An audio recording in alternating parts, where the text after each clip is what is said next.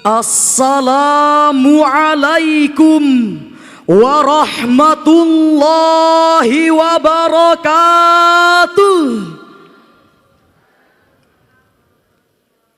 Alhamdulillahi wa kafa.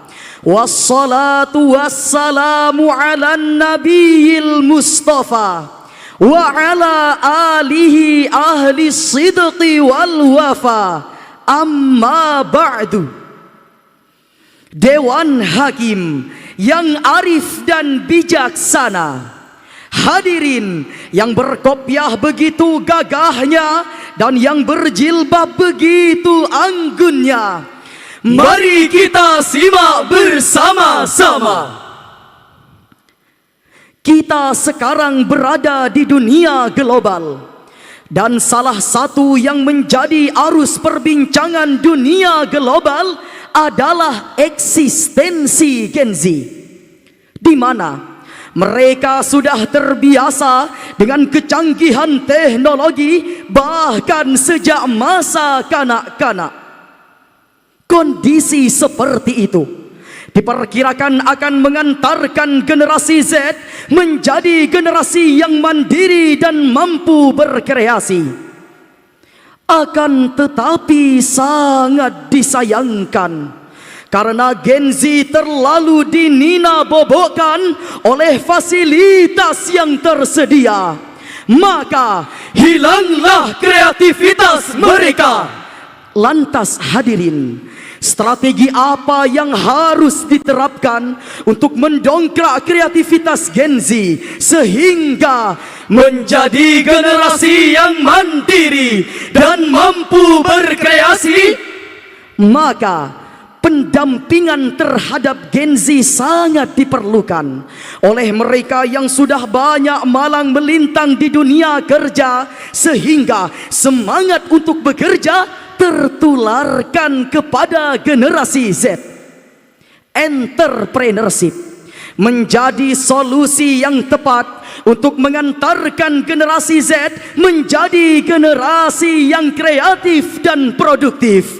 Karena pentingnya entrepreneurship bagi kalangan Gen Z, maka dari itu hadirin, izinkanlah kami bertiga memaparkan syarahan Al-Quran yang berjudul Penguatan Entrepreneurship bagi kalangan generasi Z, dengan berlandaskan pada firman Allah dalam Al-Quran surah At-Taubah ayat 105, dan akan dilantunkan oleh rekan qori kami sebagai berikut. A'udzu billahi minasyaitonir rajim.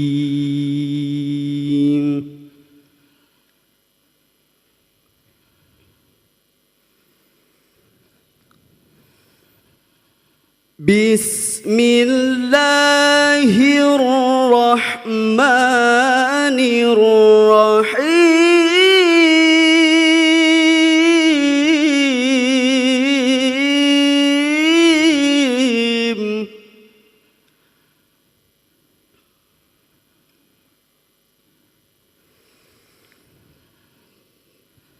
وَقُلِ اعْمَلُوا فَسَيَرَى اللَّهُ عَمَلَكُمْ وَرَسُولُهُ وَالْمُؤْمِنُونَ.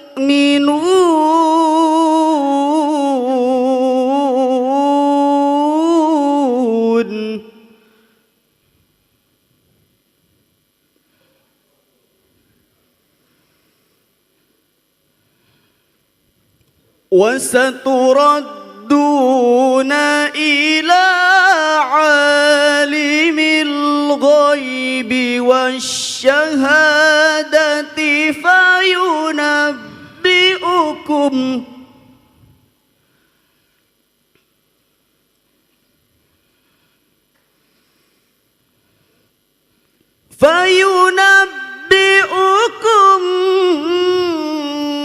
بِمَا كُنتُمْ تعملون.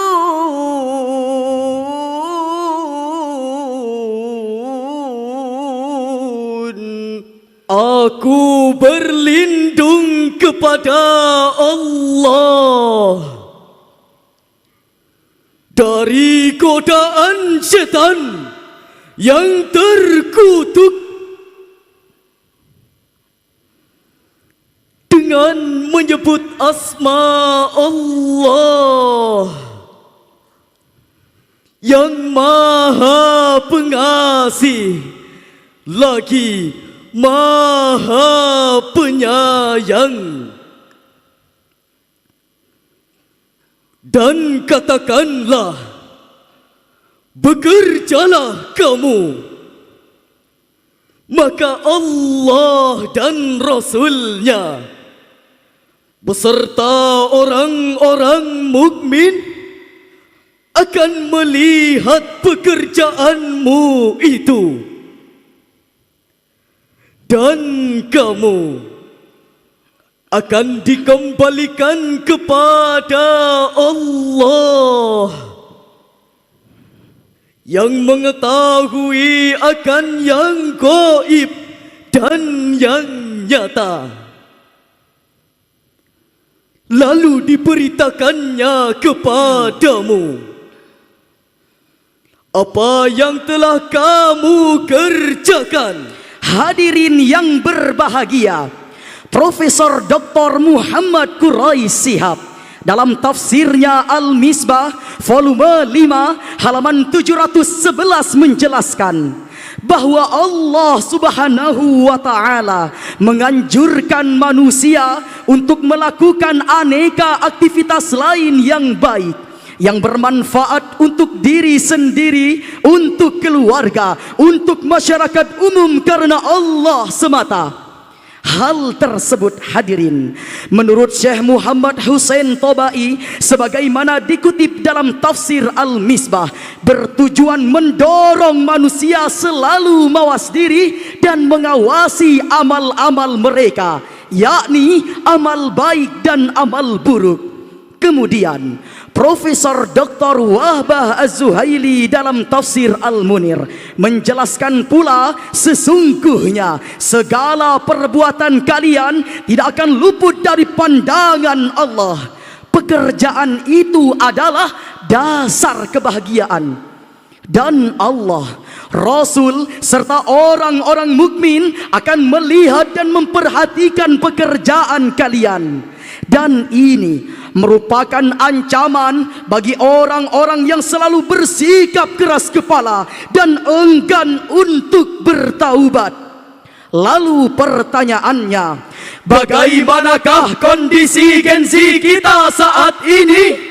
Sayangnya hadirin, penjelasan tersebut sangat berseberangan dengan kenyataan yang terjadi. Generasi Z di negara kita menjadikan kecanggihan teknologi dijadikan alat untuk mengemis di media sosial. Bahkan yang lebih miris lagi hadirin, ada dari beberapa Gen Z yang memiliki peran handal, pergi ke tengah hutan, memakai baju compang-camping, melakukan live streaming dengan background gubuk setengah reot. Tapi nyatanya setelah live selesai, ia pulang mengendarai mobil mewah dan rumahnya megah berlantai 2. Inilah potret mengerikan generasi Z di negara kita.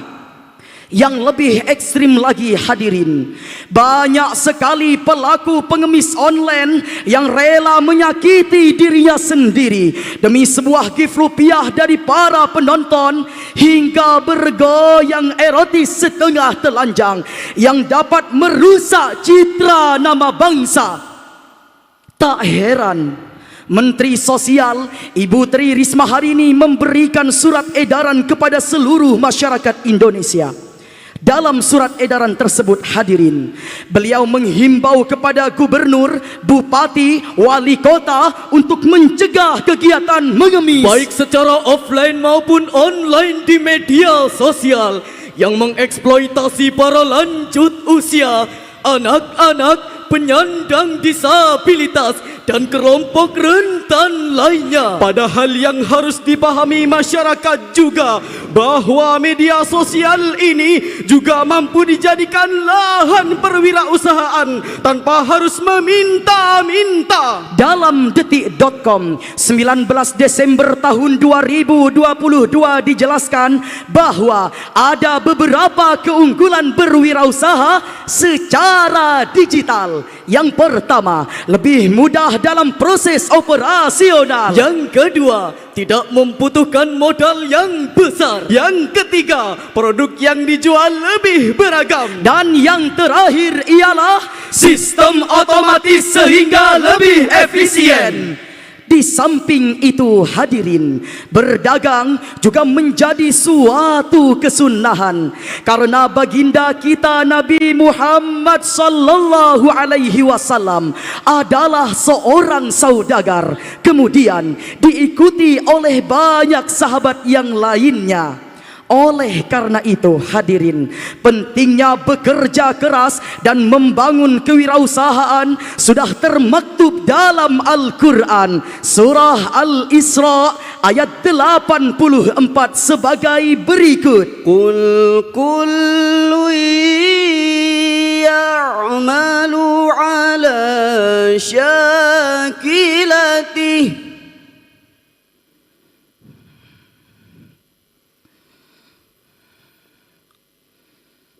فَرَبُّكُمْ أَعْلَمُ بِمَنْ هُوَ أَهْدَى سَبِيلًا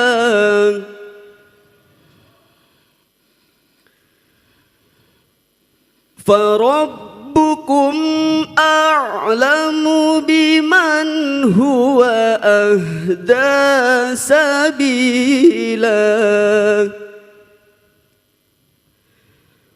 Sadaqallahul azim. Katakanlah Muhammad, setiap orang berbuat dengan pembawaannya masing-masing. Maka Tuhanmu yang paling mengetahui siapa yang paling benar jalannya. Maha benar Allah dengan segala firman-Nya, dan Dialah yang Maha Agung. Hadirin yang kami muliakan, monggo kita teruskan. An Abdullah bin Umar, afdalul kasbi amalur rajuli biyadihi wa kullu bai'in mabrurin. Spirit dalam ayat tersebut hadirin seirama dengan hadis Nabi yang diriwayatkan dari Abdullah bin Umar bahwa paling utama usaha ialah usaha yang dikreasikan oleh tangan sendiri dan dari perniagaan yang baik. Kemudian Profesor Dr. Wahbah Az-Zuhaili dalam tafsir Al-Munir jilid 7 halaman 356 menjelaskan bahwa setiap manusia beramal sesuai dengan pembawaannya masing-masing yang menyerupai keadaannya dalam kesesatan atau hidayah.